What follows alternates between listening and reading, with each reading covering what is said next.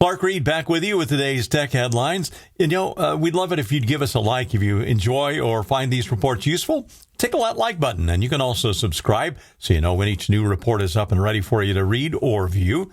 As reported here and elsewhere, under the Biden administration's CHIPS Act, a number of chip plants have been built in the U.S. or are being built in the U.S., and now BGR.com reports that TSMC Arizona is making another chip for Apple.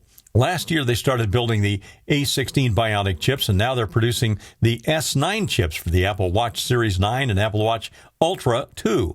Right now, they're producing about 10,000 a month at the Arizona plant, but they expect to ramp that up to 24,000 a month by the end of the quarter.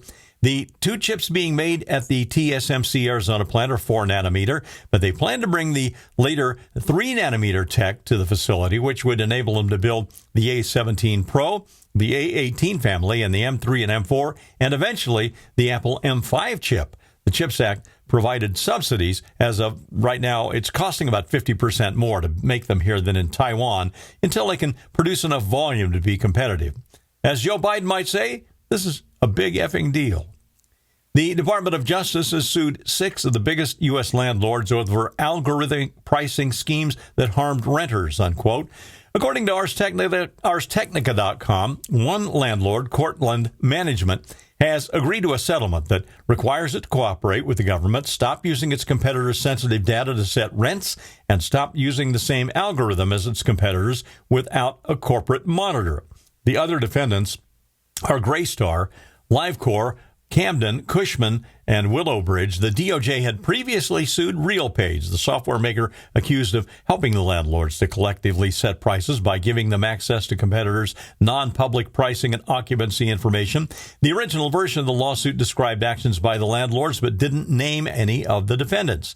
The amended complaint alleges the 6 landlords actively participated in a scheme to set their rents using each other's competitively sensitive information through common pricing algorithms, according to the DOJ. The phrase price fixing came up in discussions between the landlords, also according to the government's amended complaint.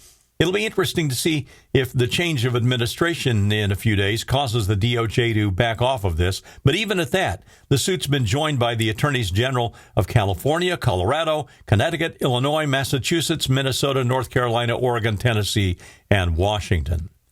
Unless you're in the tech business or you're a real tech nerd, you may not be all that familiar with Moore's Law. Moore's Law was coined by the co-founder of Intel, Gordon Moore, back in 1965, and it basically says the number of transistors on computer chips would roughly double every year, and that would essentially double the performance of the chips.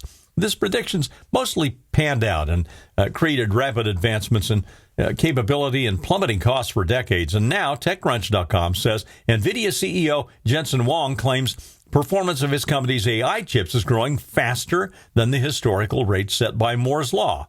He told a group at CES, "We can build the architecture, the chip, the system, the libraries, and the algorithms all at the same time. If you can do that, you can move faster than Moore's Law because you can innovate across the entire stack," unquote. Huang claims that NVIDIA's AI chips are now 1,000 times better than their chips 10 years ago, a much faster pace than laid down in Moore's Law. He says there's no sign of it slowing down either. While AI chips are getting faster at warp speed, that's not the case with Tesla vehicle sales. Electrek.co reports that analyst Troy Teslike on X has been one of the most reliable at predicting Tesla quarterly delivery results. Tesla is easily the most opaque automaker when it comes to the metric. Now, Teslike has crunched the numbers. He says Tesla's U.S. sales are down about 5% in 2024 compared to the previous year. They're also down about 10% in Europe, but they're up 8% in China.